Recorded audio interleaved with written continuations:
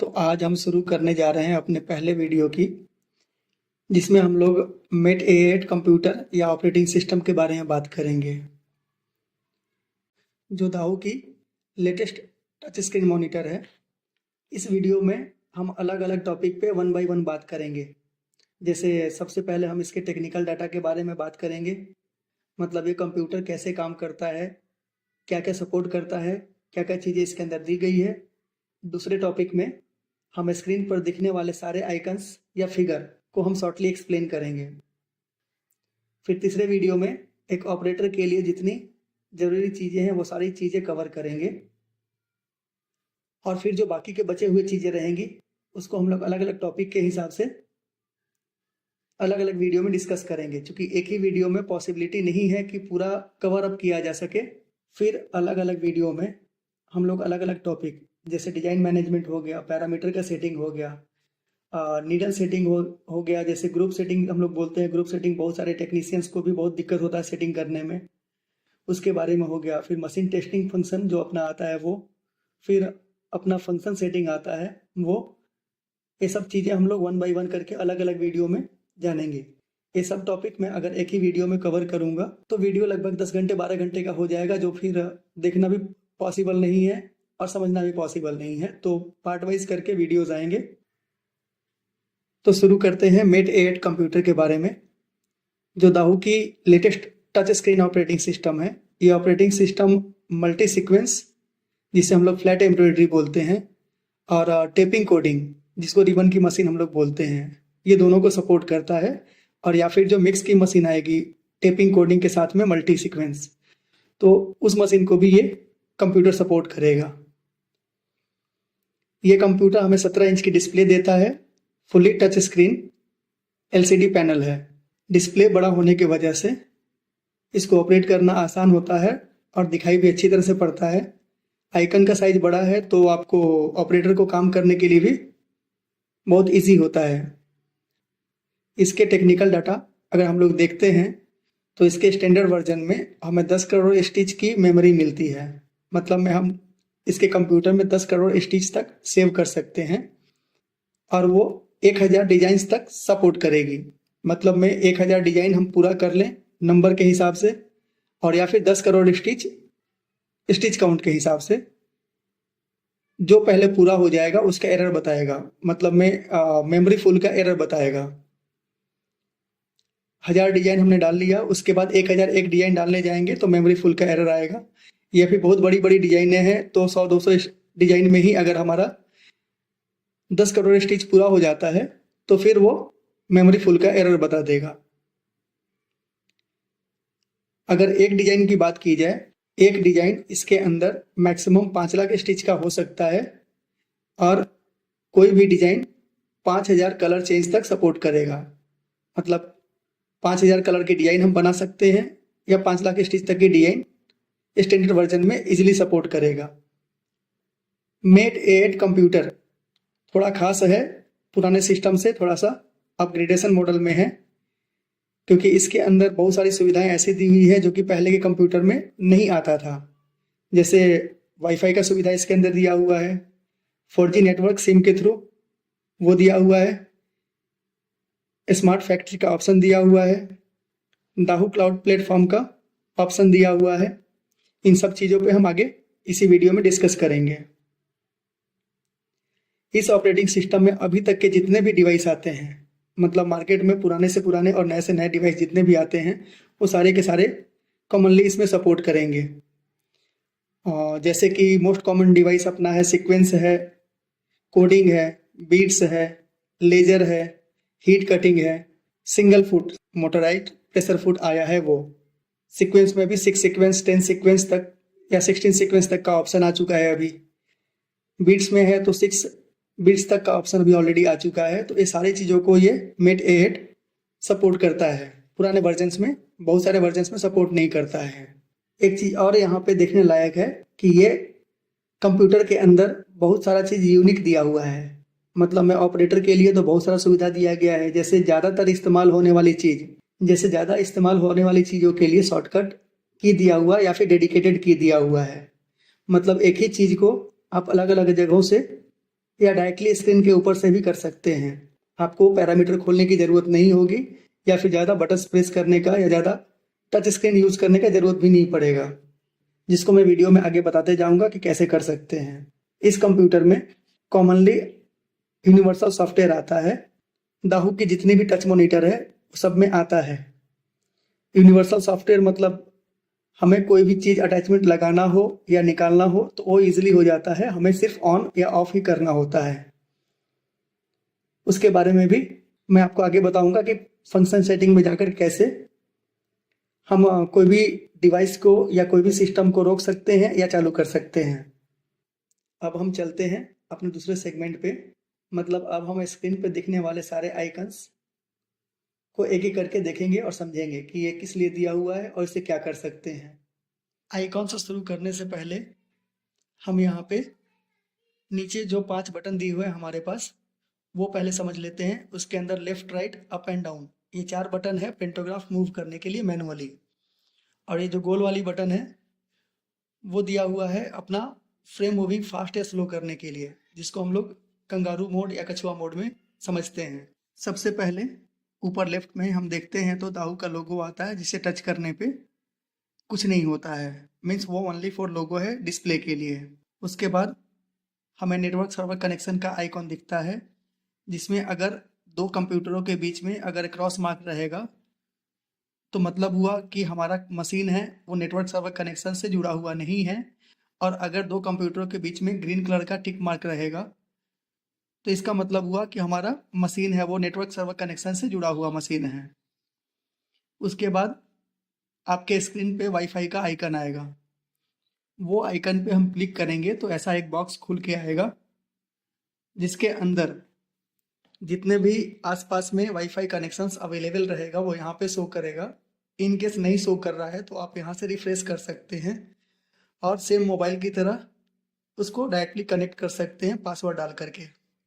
इस आइकन के बाद हमें यहाँ मिलता है मोबाइल की तरह जो टावर का सिग्नल की तरह दिखाई पड़ रहा है, वो इस ऑपरेटिंग सिस्टम में सिम के थ्रू नेटवर्क कनेक्शन के लिए दिया हुआ है। हम सिम यूज करके इसको डायरेक्टली नेटवर्क से जोड़ सकते हैं। चौथी आइकन है वो दाहू क्लाउड नेटवर्क प्लेटफॉर्म का है, जिससे आप अपने मशीन को कनेक्ट कर सकते हैं। पर यह सुविधा अभी इंडिया में चालू नहीं हुआ है, कुछ गवर्नमेंट रूल्स एंड रेगुलेशन के हिसाब से अभी इसको ड्रॉप किया हुआ है। बट जब ओपन हो जाएगा तो उसका भी अपडेट मैं आप लोगों को दूंगा अपने वीडियो में ही। इन चारों आइकन्स के फंक्शन क्या क्या हैं वो हम लोगों ने अभी देखा है। ये चारों फंक्शन का क्या इस्तेमाल होगा और हम स्मार्ट फैक्ट्री सेटअप में इनका इस्तेमाल कैसे करेंगे, इसका एक डेडिकेटेड वीडियो हम जल्दी ही लेके आएंगे। फिलहाल के लिए इन चारों आइकन्स का इस्तेमाल मशीन चलाने के लिए नहीं है। ये सारे के सारे आइकन्स या फंक्शन आपका स्मार्ट फैक्ट्री सेटअप के लिए दिए गए हैं, इससे मशीन चलने में कोई फ़र्क नहीं होता है। 5वां आइकन अपना साइक्लिक एम्ब्रॉयडरी का है। ये आइकॉन को क्लिक करने पे हमें साइक्लिक एम्ब्रॉयडरी ऑन या ऑफ कर सकते हैं। ये पैरामीटर में भी दिया हुआ होता है। तो सबसे पहले हम समझते हैं कि साइक्लिक एम्ब्रॉयडरी क्या होता है। कभी कभी ऑपरेटर शिकायत करते हैं कि डिजाइन पूरा खत्म होने के बाद होम सेट पे मशीन आता है और फिर से अपने आप चालू हो जाता है बिना डंडा मारे ही, मतलब बिना स्टार्ट किए हुए ही आपका मशीन होम सेट पे आने के बाद वापस से चालू हो जाता है। अगर ये साइक्लिक एम्ब्रॉयडरी ऑन रहेगा तो ऐसा ही होगा, मशीन डिजाइन खत्म करके फिर से स्टार्ट किए बगैर ही वापस से डिजाइन बनाना शुरू कर देगा। नॉर्मली हम सूरत में इस फंक्शन का इस्तेमाल नहीं करते। सूरत ही नहीं, थ्रू आउट इंडिया जितना तक मैंने अभी तक घुमा है तो कोई भी आदमी या कहीं कोई भी मशीन को मैं साइक्लिक एम्ब्रॉयडरी में चलते हुए नहीं देखा हूँ। तो कृपया इसे बंद ही रखें। गलती से चालू हो गया होगा तो भी इसे कृपया बंद रखें।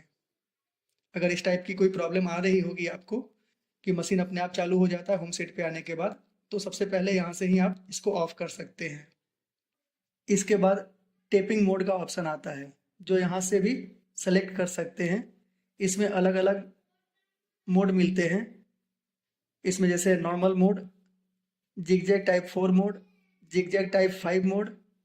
मोस्टली जिगजैग 4 मोड ही वैलिड है या हम उसका इस्तेमाल करते हैं, और वो भी टेपिंग कोडिंग मशीन के लिए। अगर मल्टी सीक्वेंस की मशीन है तो फिर उसके अंदर इसका कोई इस्तेमाल नहीं है, तो इसको भी छेड़ने का कोई मीनिंग नहीं निकलेगा। इसके बाद ये आइकन यहाँ पे एम्ब्रॉयडरी स्टेटस का है, मतलब में ये लॉक स्टिच चला रहा है कि स्पेशल एम्ब्रॉयडरी चला रहा है या सीक्वेंस चला रहा है, उसका ये अलग अलग आइकॉन्स के माध्यम से आपको ये बताएगा। ये ओनली फॉर डिस्प्ले है, इसको आप चेंज नहीं कर सकते हैं। इसके बाद यहाँ पे ज़्यादा यूज़ होने वाला फंक्शन आता है डिजाइन ऑफसेट लगाने के लिए डेडिकेटेड बटन, जो मैं पहले भी बोला था कि ही काम को करने के लिए अलग अलग जगह से अलग अलग आइकन्स दिए हुए हैं, अलग अलग फंक्शन दिए हुए हैं। तो यहाँ पे आप देख सकते हैं कि डिजाइन ऑफसेट लगाने के लिए हमें एक डेडिकेटेड बटन यहाँ दिया हुआ है। सबसे पहले होम सेट मारना है, होम सेट मार के डायरेक्टली इस बटन को दबाएंगे या टच करेंगे तो ऐसा बॉक्स खुल के आएगा। फिर जहाँ हमें ऑफसेट चाहिए वहाँ पे फ्रेम को हम बटन के माध्यम से ड्रैग करेंगे, मतलब खींच लेंगे और खींच करके वहाँ पे ओके दबाएंगे या टिक मार्क पे दबाएंगे तो ऑफसेट अपना लग जाएगा। इसके आगे भी ज़्यादा यूज़ होने वाला आइकॉन दिया हुआ है जिसे हम डिजाइन बॉर्डर ऑपरेशन का शॉर्टकट की बोलेंगे। इसमें जाने पे यहाँ पे देखिए यहाँ बहुत सारे फंक्शंस खुल रहे हैं, जिसमें से 3 नंबर तो आपको पता होगा कि एरिया घुमाने के लिए दिया हुआ है। इसमें बहुत सारे फंक्शंस दिए हुए हैं जिसको हम 1 बाय 1 एक अलग से वीडियो बना करके समझेंगे। उसके बाद यहाँ पे कंगारू या कछुआ का आइकन मिल जाएगा, जिससे हम फ्रेम को फास्ट या स्लो मूव करने के लिए यूज़ करते हैं। तो ये एज ए डिस्प्ले, मतलब आपका फ्रेम फास्ट मूविंग में है या स्लो मूविंग में है वो देखने के लिए भी है, और इसको टच करने पे ये अपने आप में चेंज हो जाएगा कंगारू या कछुआ में। तो आप फास्ट या स्लो यहाँ से भी कर सकते हैं या फिर नीचे जो गोल वाली बटन दिया हुआ है उससे भी कर सकते हैं। लास्ट आइकॉन है आपका हैंडेड का, जिसे देखकर हमें मशीन की स्टेटस पता चलती है। मतलब में मशीन अगर 100 डिग्री पे खड़ी है तो ये 100 डिग्री वहाँ बताएगा, अदरवाइज ये कटा हुआ रहेगा। और जब मशीन रनिंग रहेगी तो 100 के साइड साइड में ये राउंड पूरा घूमते रहेगा। तो मशीन की स्टेटस क्या है वो हमें यहाँ से मालूम पड़ता है। अब अगर इस बटन को हम टच करते हैं या फिर नीचे जो 100 की दिया हुआ है यहाँ पे, इन दोनों में से किसी एक को, वहाँ से भी या यहाँ से भी, दोनों में से किसी एक को अगर टच करते हैं तो हमें ये 4 ऑप्शन यहाँ पे खुल के मिलता है। जैसे गो टू 100, ये सेम है अपने पॉइंट सेट का, मतलब पॉइंट सेट मारना है तो ऊपर या नीचे दोनों बटन में से कोई सा भी बटन हम टच करेंगे और पहले वाले ऑप्शन गो टू 100 में जा करके और एंटर मारेंगे तो पॉइंट लग जाएगा। दूसरा अपना है नीडल डाउन का। ये नीडल डाउन का मतलब 180 डिग्री के लगभग खड़ा होता है मशीन, नीडल पूरा अंदर कपड़े के अंदर घुस करके। हम अक्सर सीक्वेंस और बीड्स का पॉइंट बनाने के टाइम पे इसका इस्तेमाल जनरली करते हैं। तीसरा एक नया फंक्शन यहाँ दिया हुआ है क्लैंप फुट डाउन। ये एक नया ऑप्शन हमें मिला है। ये मेट A8 में जो एक साथ सारे नीडल को प्लेट के लेवल में गिराता है, न ही ऊपर न ही कपड़े के अंदर। मतलब में जो हम हाथ से नीडल गिराते हैं 100 डिग्री पे, उस टाइप का कुछ। इसका एक पैरामीटर भी है जो हम पैरामीटर वाले वीडियो में डिस्कस करेंगे कि इसका इस्तेमाल कैसे करना है, कितने डिग्री पे हमें रोकना है। मतलब में अगर सारे के सारे 23, अगर जितने हेड की मशीन है वो सारे के सारे नीडल, जो रनिंग नीडल है उसको हमें कपड़े के लेवल में गिराना हो तो हाथ से गिराने की ज़रूरत नहीं है। आप क्लैंप फुट डाउन मतलब कपड़े के लेवल में आप प्रेशर फुट को गिरा सकते हैं। चौथा और पांचवा ऑप्शन है सीक्वेंस, स्टार और इंडिका। अगर मेरा जो करंट नीडल पोजीशन है वो सीक्वेंस के नीडल पे है, मतलब मैं या फिर फर्स्ट नीडल या फिर लास्ट नीडल पे है जहाँ मेरी सीक्वेंस लगी हुई है, तो उसमें चौथा नंबर का यूज़ करके आप सीक्वेंस का डिवाइस एक साथ पूरे के पूरे गिरा सकते हैं और पांचवें नंबर का इस्तेमाल करके सीक्वेंस का डिवाइस पूरा का पूरा ऊपर ले सकते हैं। इस आइकॉन के बाद यहाँ कंपनी का लोगो आता है, जो किसी कंप्यूटर में मिलेगा, किसी कंप्यूटर में नहीं मिलेगा। मतलब अगर वो चाइना फैक्ट्री या फिर यहाँ का एजेंट जो भी सेलर है, अगर वो अपनी कंपनी का लोगो अपडेट करते हैं तो यहाँ पे शो करेगा, अदरवाइज नहीं करेगा। लास्ट में आता है सिस्टम का डेट एंड टाइम सेटिंग आता है, जो आप यहाँ पे टच करके आप डेट एंड टाइम सेटिंग कर सकते हैं और या फिर अंदर पैरामीटर में से भी कर सकते हैं, फंक्शन में से भी कर सकते हैं। अब हम इसी के जस्ट नीचे चलते हैं तो आप यहाँ देख सकते हैं नेम लिख करके वहाँ पे 2_120 ऑल ओवर .dst लिखा हुआ है। मतलब में 2 नंबर की डिजाइन लोड है और उसका नाम है 120 ऑल ओवर, और जो DST है वो फॉर्मेट बता रहा है। मतलब में डिजाइन का नंबर, डिजाइन का नाम और फॉर्मेट, ये तीनों चीज़ें हमें यहाँ से देखने के लिए मिल जाएगा। उसी के जस्ट नीचे आप देख सकते हैं कि जो डिजाइन रनिंग है या फिर जो लोड किया हुआ डिजाइन है उसका एक प्रीव्यू यहाँ पे दिखा रहा है छोटा सा।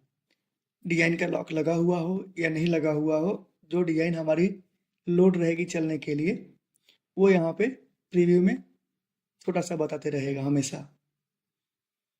अब आते हैं उसके और थोड़ा सा नीचे, तो यहाँ पे देखिए x प्लस x माइनस और y प्लस y माइनस, ये हमारा एरिया बताता है। मतलब में डिजाइन का एरिया क्या है, वो होम सेट। होम सेट का मतलब होता है जो कोऑर्डिनेट्स 0 0 होता है वो होम सेट होता है हमारा। तो x प्लस डायरेक्शन में डिजाइन नहीं जाएगा क्योंकि वहाँ पे 0 0 पे खत्म होता है। मतलब इस डायरेक्शन में हमारा डिजाइन नहीं जाएगा, सिर्फ x माइनस में 408.4 जाएगा। वैसे ही y माइनस में हमारा डिजाइन नहीं जाएगा, मतलब नीचे के साइड में मेरा डिजाइन नहीं जाएगा, ऊपर के साइड में 1100.1 हमारा डिजाइन जाने वाला है बनके। तो यहाँ से इजीली आप समझ सकते हैं कि मेरा डिजाइन का होम सेट कहाँ सेट होने वाला है। उसी के जस्ट राइट साइड में डिजाइन का पूरा डिस्प्लेसमेंट x में और पूरा डिस्प्लेसमेंट y में दिया हुआ है। अब यहाँ पे बहुत ध्यान देने वाली चीज़ है कि डिजाइन का मेरा एरिया x में 408.4 408.4 ये दोनों दिया हुआ है ऊपर नीचे में, लेकिन y में दोनों अलग अलग है। y में नीचे 1100.1 दिया हुआ है और ऊपर में दिया हुआ है 1067.1। अब ये कम क्यों हुआ? कम इसलिए हुआ कि यहाँ पे हमने एरिया कम किया हुआ है जो डायरेक्टली डिस्प्ले पे हमें हमेशा बताते रहता है। जैसे एरिया यहाँ पे आप देख सकते हैं x और y का कम किया हुआ 97 पे चल रहा है डिज़ाइन, तो इसके लिए यहाँ पे 97 का कितना होगा। अब ये चीज़ पुराने वर्जन कंप्यूटर्स में हमें अंदर से देखना पड़ता था हर बार, और बड़ी डिजाइन होने पे लंबा टाइम लेता था प्रोसेस होने में, पर यहाँ पे ऑलरेडी ऑन स्क्रीन आपको हमेशा दिखाते रहेगा। तो ये एक बेनिफिट है ऑपरेटर्स के लिए कि वो इजीली यहाँ से देख सकते हैं कि मेरा एरिया कहाँ पे या कितना ऊपर या नीचे जा रहा है। यहाँ पे ये नीचे देख सकते हैं x/y जो कि 0 0 बता रहा है। मशीन मेरी होम सेट पे खड़ी है। अब जब डिजाइन चलेगा और या फिर हम पेंटोग्राफ को मूव करेंगे तो ये कोऑर्डिनेट्स ऑटोमेटिकली चेंज होते हैं कि पेंटोग्राफ का पोजीशन आपका कहाँ है वो बताने के लिए। हमें कभी कभी ज़रूरत होती है कि हम x और y को 0 0 करें, शायद पॉइंट मिलाने के लिए, कभी मापने के लिए कोई चीज़, और या फिर कभी पॉइंट मिलाने के लिए। तो उस कंडीशन में हमें अगर x और y 0 करना है तो डायरेक्टली हम इस बटन पे क्लिक करेंगे तो वहाँ पे ये लिख के आएगा do you want to clear x and y। तो वहाँ पे अगर यस करते हैं तो ये ऑटोमेटिकली 0 0 हो जाएगा।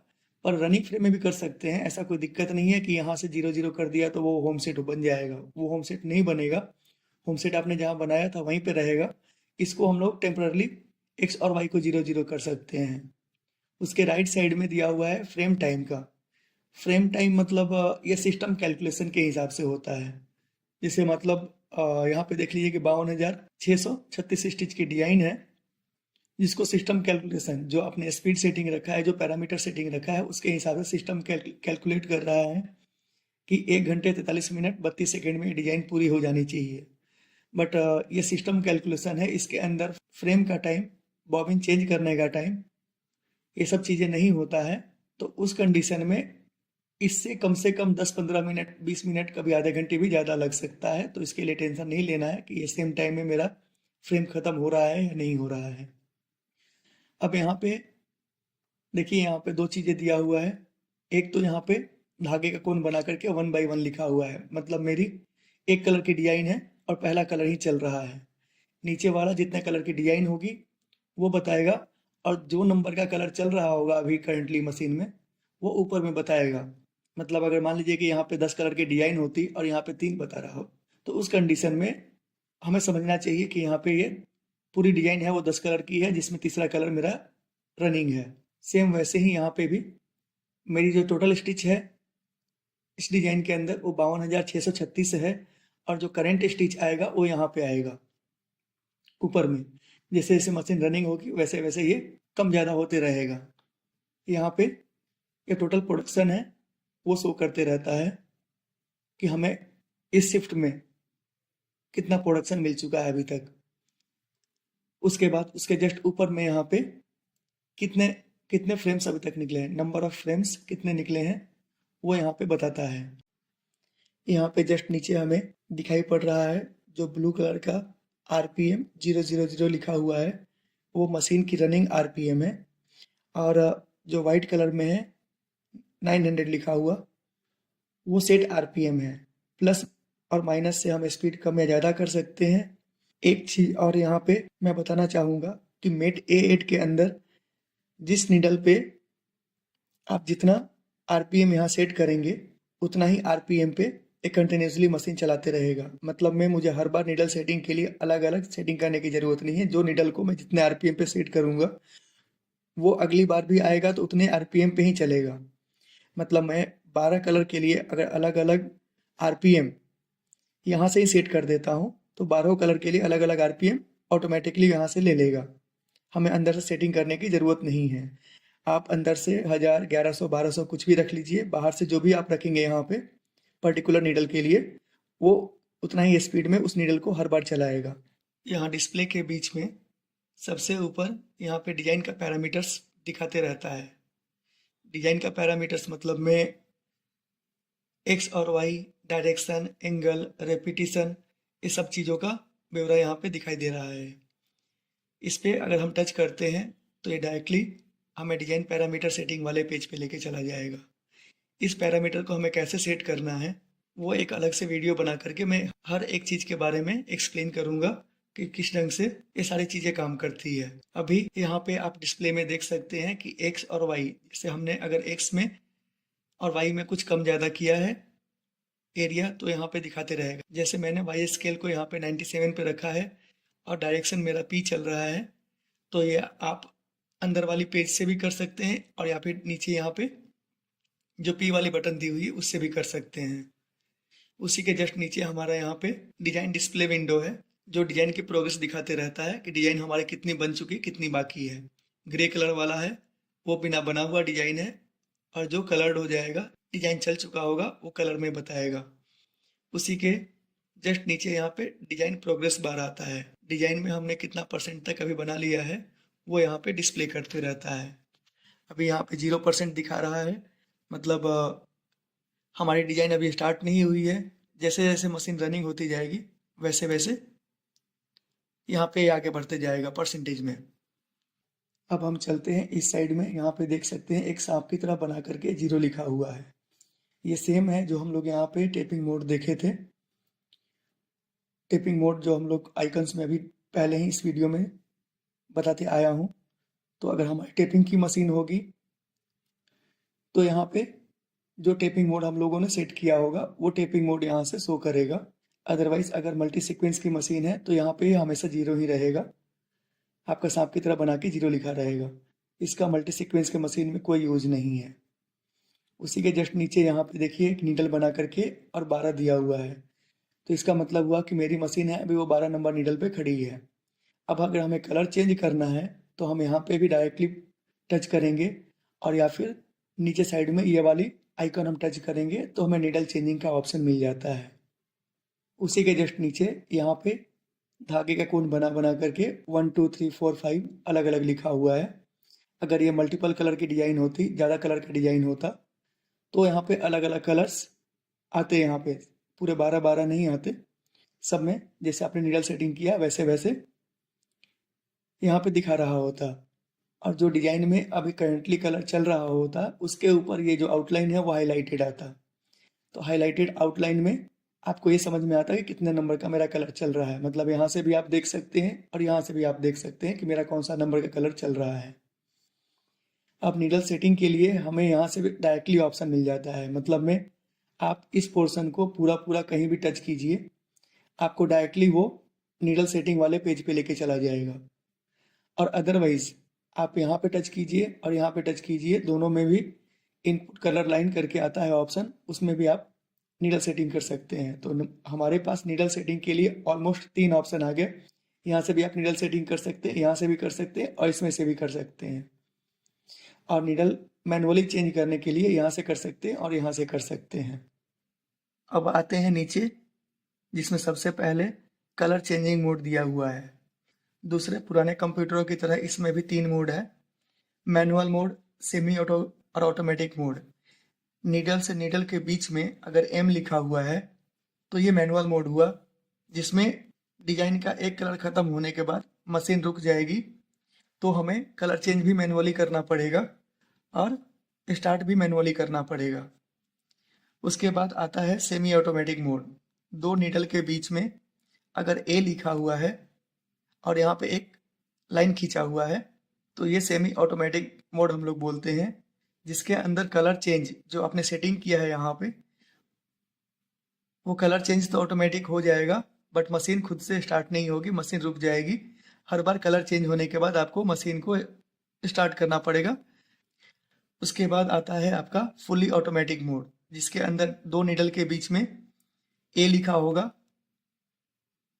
यहाँ पे भी एरो आएगा और अप डाउन का भी एरो आएगा। मतलब ये कलर चेंज भी ऑटोमेटिक करेगा और आपका स्टार्ट भी ऑटोमेटिक करेगा।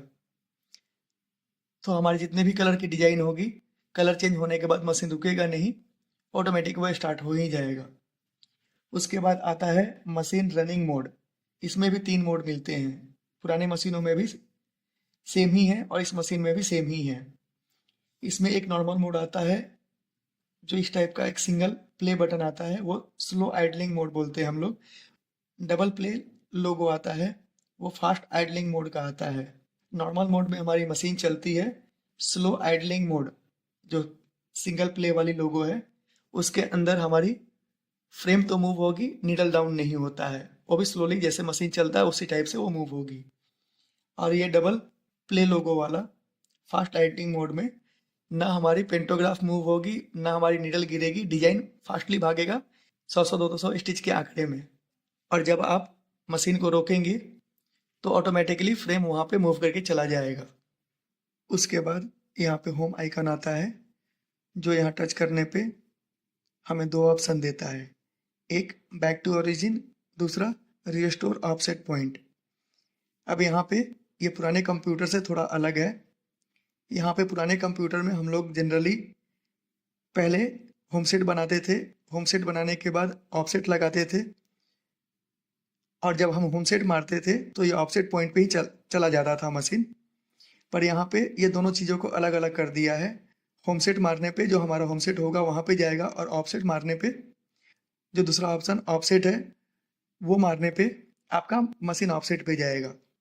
इस कंप्यूटर में हम होम सेट पे और ऑफसेट पे दोनों अलग अलग जा सकते हैं। इसके बाद आता है इंड सेट का बटन। चालू डिजाइन में अगर हम किसी काम के लिए फ्रेम खिसका देते हैं तो वापस उसी पॉइंट पे जाने के लिए हम इंड सेट का इस्तेमाल करते हैं। उसके आगे यहाँ पे भी हमें 100 डिग्री का आइकन मिलेगा। 100 डिग्री जो हम लोग ऑलरेडी ऊपर समझ चुके हैं, तो वहाँ से आप टच कीजिए तो भी वही सेम ऑप्शन आएगा, और यहाँ से भी आप टच कीजिए तो वही सेम ऑप्शन आएगा। तो इसको तो ऑलरेडी हमने समझ लिया है। ये पॉइंट सेट के लिए है, नीडल डाउन करने के लिए है, क्लैंप को डाउन करने के लिए, और सीक्वेंस ऑन ऑफ करने के लिए है। इसके बाद यहाँ पे कटर का बटन दिया है, जो मैनुअली ट्रिमिंग के काम आता है। इसमें हमें 4 ऑप्शन मिलते हैं। Trim up and lower thread, ये कंप्लीट ऊपर और नीचे दोनों का धागा काटने के लिए ऑप्शन दिया हुआ है। ट्रिम बॉटम थ्रेड, ये सिर्फ बॉबिन धागा को काटने के लिए है। उसके बाद यहाँ पे ट्रिम ऑन या ऑफ है, जो लेटेस्ट मशीनों में दाहू की कटर मोटर आती है या फिर स्टेपिंग मोटर आती है, तो उसको रनिंग मशीन में हमें ऑन या ऑफ करना हो तो वो उस कंडीशन में हम इसका इस्तेमाल करेंगे। पर ज़्यादातर मशीनों में ये फंक्शन अभी काम नहीं करता है, तो हमारे लिए इस बटन में या इस आइकन में 2 ही यूजेबल फंक्शन है। इसके बाद यहाँ पे नीडल चेंजिंग का ऑप्शन आएगा, जिसके अंदर मैनुअल नीडल चेंज और नीडल सेटिंग का दोनों का ऑप्शन मिलता है। ये बटन को दबाने पे इस टाइप का बॉक्स खुल के आएगा, जिसके अंदर हमें बहुत सारे ऑप्शंस मिलते हैं, जैसे मैनुअली नीडल चेंज करने के लिए, और इनपुट कलर लाइन या मॉडिफाई कलर लाइन का ऑप्शन आता है। इसमें हमें ग्रुप सेटिंग भी डिस्कस करना है, तो इसके लिए बहुत जल्दी ही एक अच्छा सा वीडियो लेके आऊँगा, जिसके अंदर आपको नीडल सेटिंग के जितने भी फंक्शंस हैं, कैसे वो काम करते हैं, वो सब हम डिस्कस करेंगे उसमें। और ग्रुप सेटिंग भी उसी वीडियो में मैं समझाने की कोशिश करूँगा। सो अभी के लिए इसको हम लोग डिस्कस नहीं करते हैं, इसके लिए वीडियो का इंतज़ार करते हैं। उसके आगे हमारा पी का एक बटन मिलता है जो डायरेक्शन का बटन है। इसके अंदर टोटल 8 डायरेक्शन होता है जो हमें डिजाइन पैरामीटर सेटिंग में भी सेट करने का ऑप्शन मिलता है। जब हम डिजाइन पैरामीटर सेटिंग का वीडियो बनाएंगे तो उसके अंदर ये 8 डायरेक्शन का इस्तेमाल हमें कब और कैसे करना है और उसका कपड़े पे क्या रिजल्ट होगा वो हर एक चीज़ अपने एक्सप्लेन कर लेंगे। ये पी वाली बटन जब डिजाइन की लॉक खुली रहेगी तभी काम करेगा, लॉक लगे हुए में ये काम नहीं करता है। उसके बाद हमारा डिजाइन मैनेजमेंट का आइकन आएगा, इसके ऊपर क्लिक करने पे इस टाइप से पूरा डिजाइन का विंडो खुल के आएगा। इसके अंदर बहुत सारी चीज़ें हैं जो कि बताने लायक है और समझाने लायक है, तो इसको भी एक बार के लिए हम लोग पेंडिंग रखते हैं अलग वीडियो में पूरा एक्सप्लेन करने के लिए। उसके बाद हमारा आता है पंजा का बटन या फिंगर का बटन। इसको हमें टच करने पे ये सारे ऑप्शंस अगर हम एक्सप्लोर करने जाएं तो वीडियो बहुत लेंदी होगा, तो इसको भी एक बार के लिए नेक्स्ट वीडियो में हम इंक्लूड करेंगे। जब हम पैरामीटर सेटिंग और मशीन टेस्ट फंक्शन को डिस्कस करेंगे तब इसके बारे में पूरा डिटेल में बात करेंगे। उसके आगे आता है हमारा मैनुअल ऑपरेशन का बटन आता है। इसके अंदर भी बहुत सारे ऑप्शंस दिए हुए हैं, इसको भी हम लोग एक अलग वीडियो में ही डिस्कस करेंगे तो ज़्यादा बेहतर होगा। तो फिलहाल के लिए मैं इसको भी पेंडिंग रख रहा हूँ। उसके आगे आता है अपना लॉक लगाने का या लॉक खोलने का बटन, जिसे हम लोग एम्ब्रॉयडरी रिलीज या फिर एम्ब्रॉयडरी कन्फर्म का बटन बोलते हैं। जब ये ब्लू कलर में बिना कटा हुआ रहेगा तो ये एम्ब्रॉयडरी कन्फर्म स्टेट है, मतलब मेरा लॉक लगा हुआ है। और अगर ये कटा हुआ रहेगा तो हमारा एम्ब्रॉयडरी रिलीज हो जाएगा, मतलब लॉक खुला हुआ हम लोग बोलते हैं यहाँ पे सूरत में लोकली। इसके अलावा इस बटन का कोई इस्तेमाल नहीं है, ओनली लॉक लगाने के लिए या लॉक खोलने के लिए ही इसका इस्तेमाल होता है। सबसे लास्ट में यहाँ पे आप देख सकते हैं कि एक एरो बना करके P1 दिया हुआ है, मतलब अगर हम इस पर क्लिक करते हैं तो हमारी जो लाइन है वो शिफ्ट होकर के पेज 2 पे चला जाएगा। पेज 2 पे जाएंगे तो सबसे राइट साइड से सबसे पहला बटन है वो एरो बना के P2 दिया हुआ है, तो पेज 1 पे जाने के लिए हम ये बटन दबाएंगे और वहीं से पेज 2 पे जाने के लिए हम पहले वाला बटन दबाएंगे।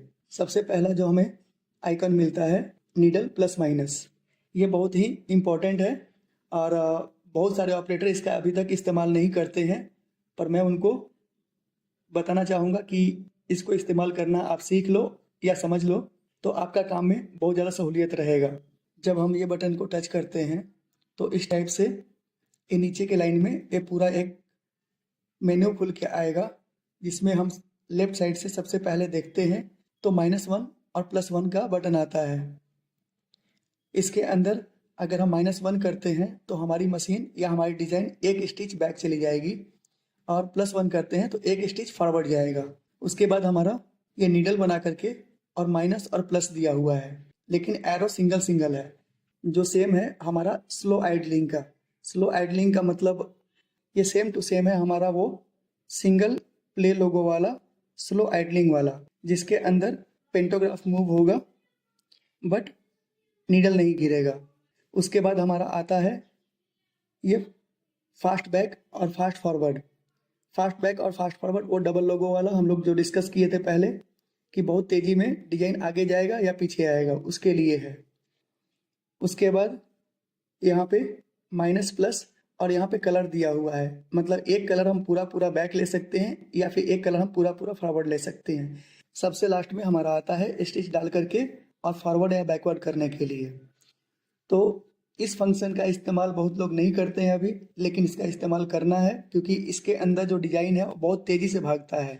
मीन्स प्रोसेस का टाइम न के बराबर है, मिली सेकेंड्स में ही प्रोसेस कर लेता है डिजाइन।